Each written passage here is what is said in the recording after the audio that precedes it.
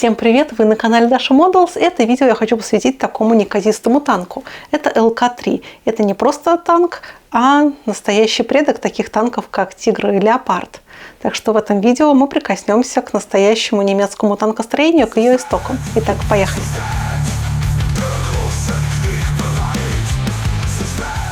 Ну а купить все необходимое для моделизма, будь то наборы для сборки, краски, инструменты, вы можете в магазине «Модельная лавка». Там регулярно появляются новинки от Звезды, от АВД, от других мировых производителей. Для первого заказа действует промокод, который вы видите на экране. Он дает вам скидку в 500 рублей. Но если вы бывалый пользователь лавки, то есть промокод Dasha, и он дает вам скидку в 10%. Так что ссылка на магазин в описании. Переходи, там и все действующие промокоды. Поехали! С одной стороны, это очень маленькая и прикольная модель, а с другой на ней можно отточить свои навыки работы с цветом. Собирать ее толком не надо, а единственная отдельная деталь – это башня. И я буду красить этот танк в серый цвет. Это классика для германской танковой школы. А серый цвет очень хорошо подается цветомодуляции. На нем классно тренироваться, очень легко играть палитрой. Ведь серый цвет буквально начинается с черного и заканчивается белым. Да и серый цвет, по сути, это смесь белого и черного. И таким образом мы сможем идти по нашему цвету от черного, добавляя по капельке белого. Вначале я, естественно, промою модель в воде, хорошо высушу и загрунтую аэрозольным грунтом, а потом нанесу черный цвет в углубление модели, там, где на настоящей машине будет по минимуму касаться свет. А после черного настало время серого цвета. Вначале я поработаю темно-серым, и это будет как бы основа. А потом серый цвет я буду разбавлять понемножку белым, и таким образом получится высветление. И светло-серым цветом я окрашу ровные выступающие поверхности модели. Ну а больше моих фото и видео вне моделизма вы можете найти на моей страничке на Boosty. Там вы также сможете поддержать мою деятельность и попасть в титры к видео.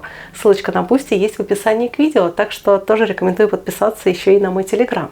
Там оперативно выходит информация о моих новых видео на канале Dasha Models и Dasha Technic. Ссылочка на Telegram есть тоже в описании. В октябре 1918 года, буквально за месяц до капитуляции Германии, военное министерство выдало фантастический для того времени заказ на 1000 экземпляров танка ЛК-3. Это свидетельствует о высокой оценке проекта командованием и отчаянной попытке переломить ход войны массовым применением современных танков. Однако ни один серийный ЛК-3 и даже ни одного полноценного прототипа построено не было.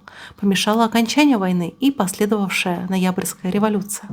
ЛК-3 стал первым немецким танком, изначально спроектированным по ставшей позже классической схеме. Двигатель в корме, отделение управления и боевое отделение впереди, вращающаяся башня с основным вооружением. Хотя французский танк Renault FT-17 с такой же компоновкой появился раньше и, вероятно, оказал свое влияние, несмотря на заявление немецкого конструктора Крюгера об обратном, ЛК-3 не был просто подражанием. Ручные работы тут хоть и минимальны, но довольно сложны. Мне предстоит окрасить узкие гусеницы, и тут нужна концентрация внимания. Немецкие инженеры под руководством Йозефа Фольмера сумели быстро и органично интегрировать эту прогрессивную схему в свой проект, исправив главный недостаток предыдущего танка ЛК-2 – плохой обзор впереди из-за заднего расположения боевого отделения. В отличие от многих ранних танков, ЛК-3 проектировался с вариантными вооружениями. Основным считалась 57 мм костнозарядная пушка или же 20 мм автоматическая пушка, устанавливаемая во вращающейся башне. Также рассматривался пулеметный вариант. Экипаж должен был состоять из 3 человек – водителя, командира и заряжающего. А теперь самое интересное. Можно поиграться маслом. Серый для этого отлично подойдет. Его можно обогатить разными оттенками серого, коричневого, черного, белого и даже желто-синего, чтобы цвет менялся от теплого к холодному. Наношу масляную краску, где-то точками, а где-то вертикальными полосами, и растушевываю краски кисточкой, чуть смоченной white-спиритом. А маслу надо обязательно хорошо подсохнуть. Для этого я даю танку отдохнуть примерно сутки. И в это время я займусь другими моделями, коих у меня в одновременной работе бывает около 5 штук. После поражения Германии и подписания Версальского договора, запрещающего стране иметь танки, проект ЛК-3 был окончательно закрыт. Вместо него для экспорта в обход договора и дальнейшего развития использовался более отработанный танк ЛК-2, который небольшими партиями поставлялся в Венгрию и Швецию, где он стал основой для своего первого шведского танка. Таким образом, ЛК-3 остался одной из самых интересных нереализованных возможностей немецкого танкостроения. Он сочетал в себе передовую для 1918 года компоновку, планируемое мощное вооружение, использование автомобильных агрегатов и элементы современного оснащения, такие как радио, что потенциально делало его одним из самых совершенных легких танков своего времени, который мог бы существенно повлиять на развитие бронетехники, появись бы он на поле боя. Его судьба – это яркий пример того, как политические события остановили перспективную техническую разработку.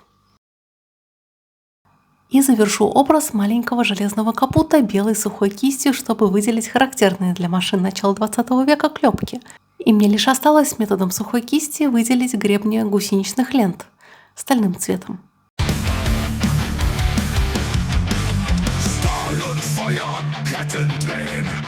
Eine Macht, die spät gesehen. Schlachtfeld ruft, doch Zeit verrinnt. Ein Koloss, der zu spät beginnt.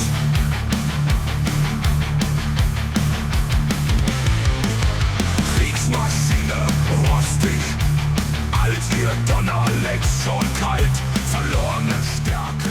И, собственно, вот такой серенький малыш, маленький гадкий утенок у меня получился. И на фоне с Маусом эта модель выглядит, в принципе, тоже довольно большой, хоть они и в одном масштабе. Так что, надеюсь, это видео вам понравилось. До новых встреч. Пока-пока.